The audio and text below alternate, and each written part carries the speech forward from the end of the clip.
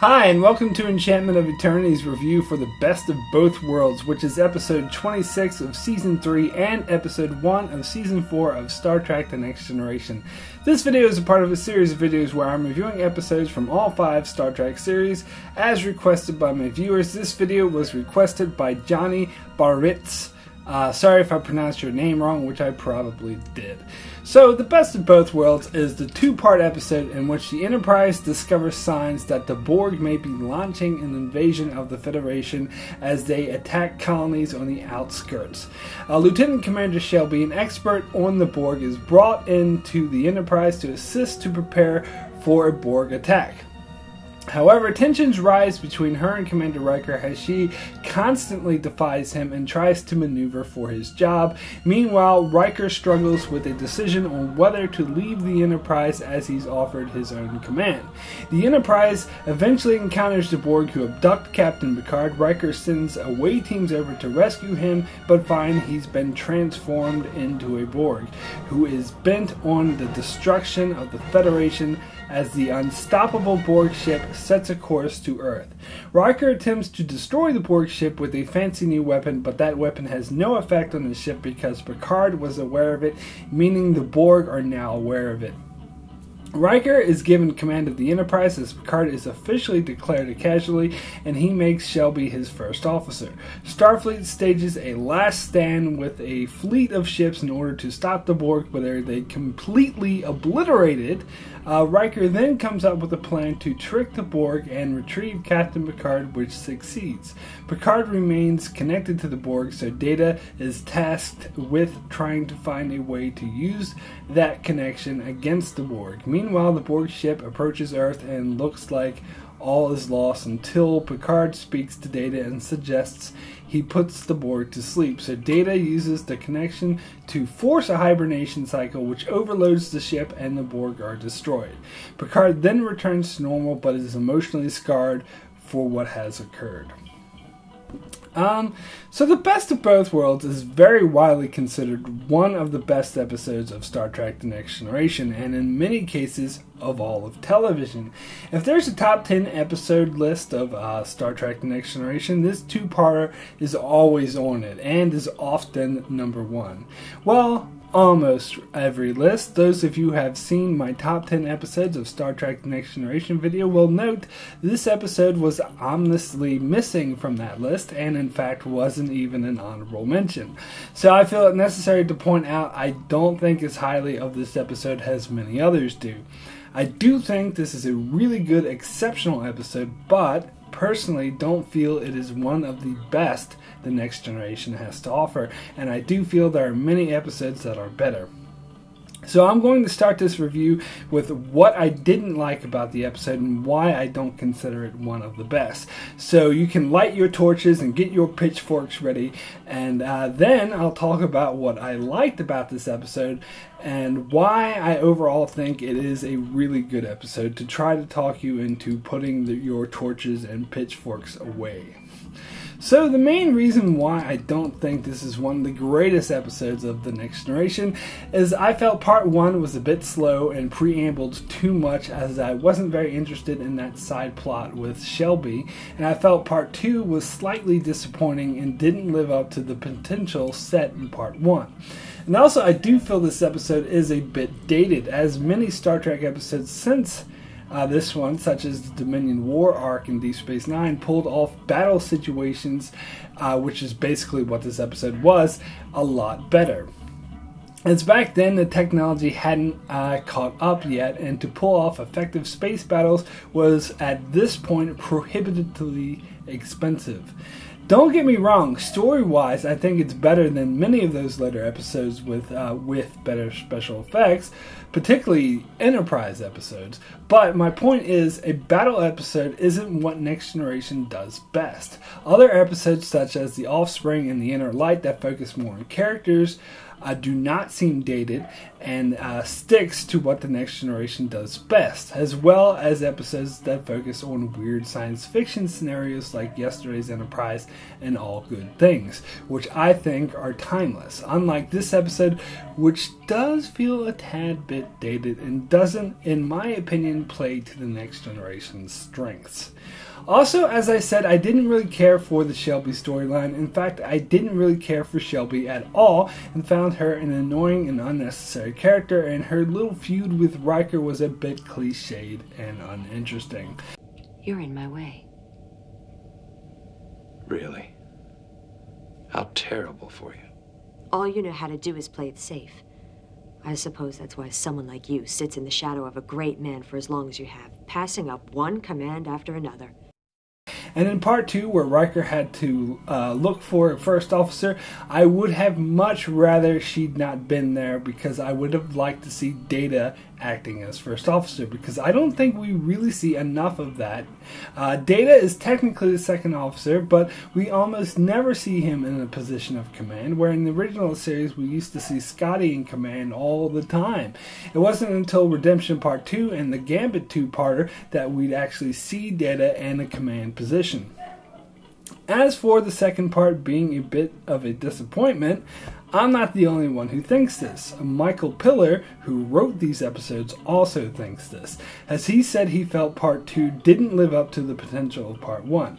It's funny because Michael Piller wasn't even sure he was going to be involved with the show in Season 4. So when he wrote Part 1, he wasn't at all thinking about how to resolve the story, and kind of had this, well, it will be someone else's problem attitude, and didn't even start thinking about how to resolve the situation until July, when he was sure he was coming back for Season 4. And he said in a lot of interviews that he was completely stumped on how he was going to end the story. He recounts meeting Bernard Braga for the first time and saying to him, sorry, I'm a bit preoccupied. I'm trying to figure out how to defeat the Borg. In fact, he said that they didn't come up with the ultimate solution of Data putting them to sleep until after they had already started shooting the episode.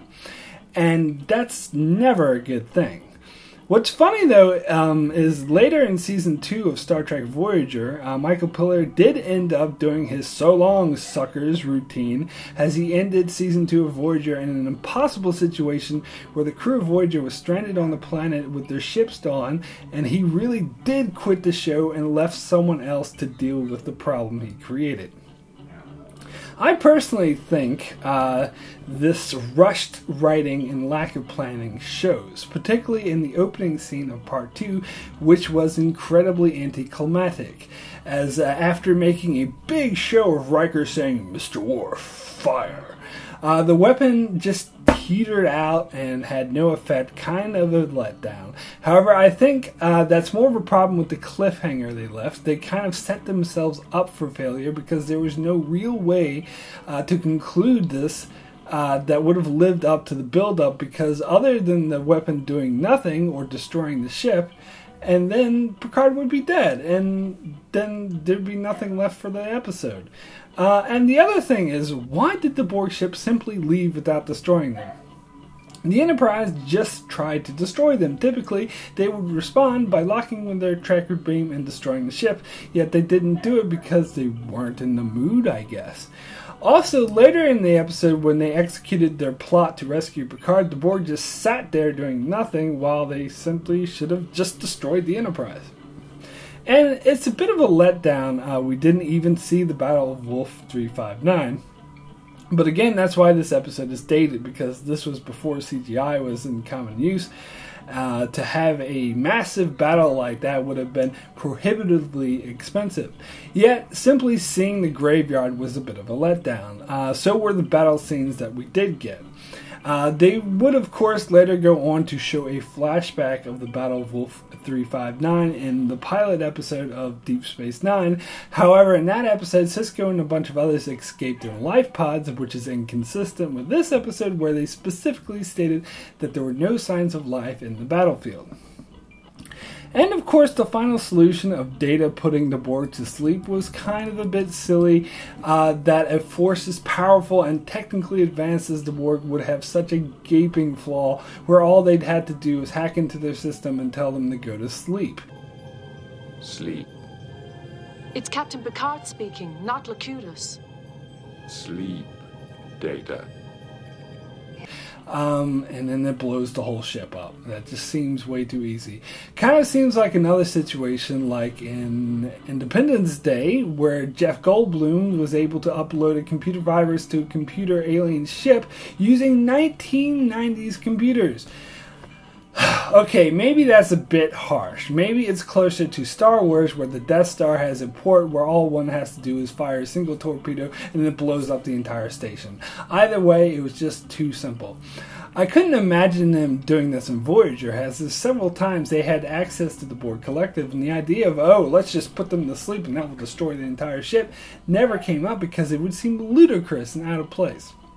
But I suppose that was partly the writer's fault for making the Borg too invincible and unstoppable. Whatever the situation they would come up with, it was bound to be a bit ridiculous.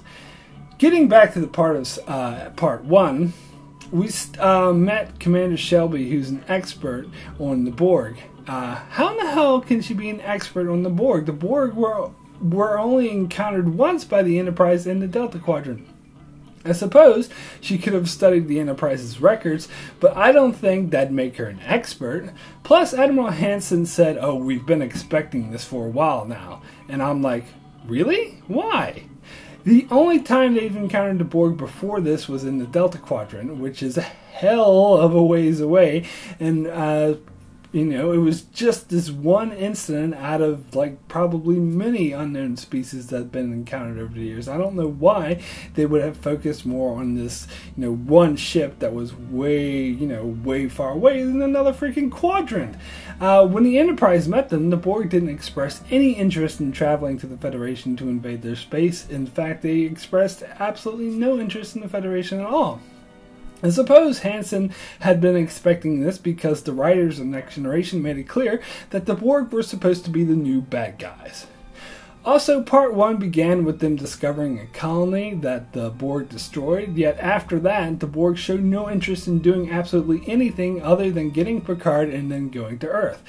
As I said, they didn't bother to destroy the Enterprise when it was defenseless because they were in such a hurry to get to Earth, so why bother destroying a colony? Okay, so now that your pitchforks and torches are ready to go, let me get into what I liked about this episode. And of course, the main thing that comes to mind, the thing I feel makes this episode a really memorable one that sticks in people's minds, and that's this. So this is by far the best cliffhanger in all of Star Trek. Hell, it may very well be the best cliffhanger in all of television. I know there have been several critics that stated it was. The ending was just so exciting that had a lot to do with how great this episode was in raising the tension. Plus, something someone watching this episode in retrospect needs to understand is this was before the Borg were established as assimilating people all the time. So this was the first time we ever saw anyone Borgified, and they went straight for the jugular by making it Captain Picard. It was such a tense moment where Riker was put in a situation of killing his own mentor Picard in order to save Earth. It was just so tense and exciting. I'm personally glad I wasn't watching this when it first came out, because I would have had to wait all summer to see the conclusion. That would have sucked. However, I was watching it on a weekly reruns the first time I saw it, so I did have to wait a week, and even that sucked. So basically, a better cliffhanger I have not seen. Plus, of course, this was a first for the Next Generation, where the stakes were as high as they could possibly be, as it was the stakes for the survival of the entire human race, hell, even the Federation. That made it clear that they were facing extinction, and this episode did a good job of building those stakes and making you really invested. And of course, the Borg themselves are really scary and intimidating, which instantly made them a fan favorite, as they were far more menacing than the Klingons or the Romulans could ever be. There's something really exciting about our heroes facing a seemingly unstoppable foe. It really keeps you on your toes on how could they possibly get out of this situation. It also allows for many greater character moments as Picard and Riker have to look oblivion right in the face as the destruction of the entire civilization of hundreds of planets hang in the balance, and it's a possibility that is very likely. In addition, the first part in particular does a great job of keeping the Borg interesting, as when they first encounter them, they are like an unstoppable foe, but then instead of destroying them, they kidnap Picard and then turn him into one of them, which, as I said at the time, was completely unexpected. Thus, it made this invincible foe even more invincible, as they now had the knowledge and experience of Captain Picard, which also raised the stakes for Riker and the other characters as they were put into the position of fighting their own captain, which was a brilliant move that really raised the stakes. Also, I think the whole two-parter was more about Riker than Picard, as Riker was struggling with whether or not he should become a captain, and then he was put into the situation where he had to become the captain of the Enterprise, and was put into the situation of hunting down his own captain. It was really nicely done how he struggled with this. And then, when he executed his plan to rescue Captain Picard, he had this Kirk-like bravado and confidence that was really badass to see. We will proceed to Earth, and if you attempt to intervene, we will destroy you. Then take your best shot, Locutus, because we are about to intervene. Channel closed. And it was also quite an interesting character story for Picard as well, as he was captured by the Borg and violated by them, and there was nothing he could do about it. That scene that showed him being assimilated, that showed a single tear running down his face, was very powerful.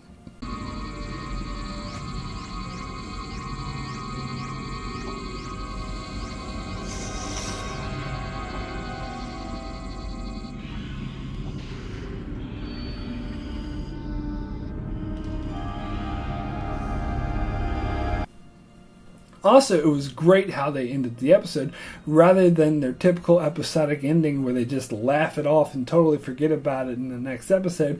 They had that eerie scene with Picard where you could tell he was traumatized by his experiences.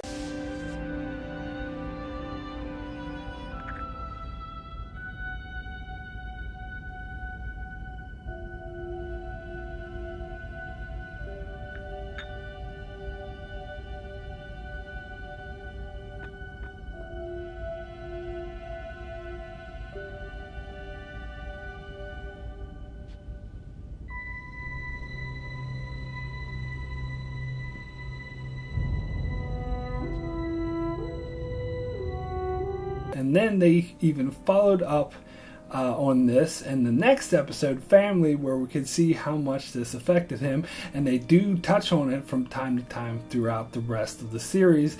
And of course, the film First Contact, his experience with the Borg in these episodes and his need for revenge was a driving factor of that film and one of the best aspects of that film.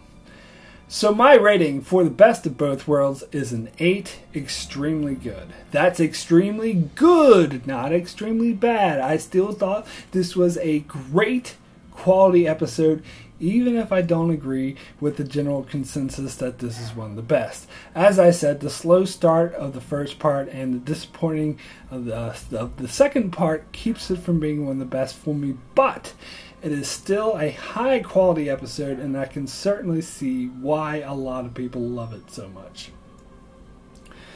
So that's it for my review of The Best of Both Worlds. If there's an episode from any of the 5 Star Trek series you would like me to review, just leave a comment below with the episode you'd like me to review, and I'll endeavor to do so. But please, 1 episode request per person, and make sure you subscribe so you can keep up with all that. And thanks a lot for watching.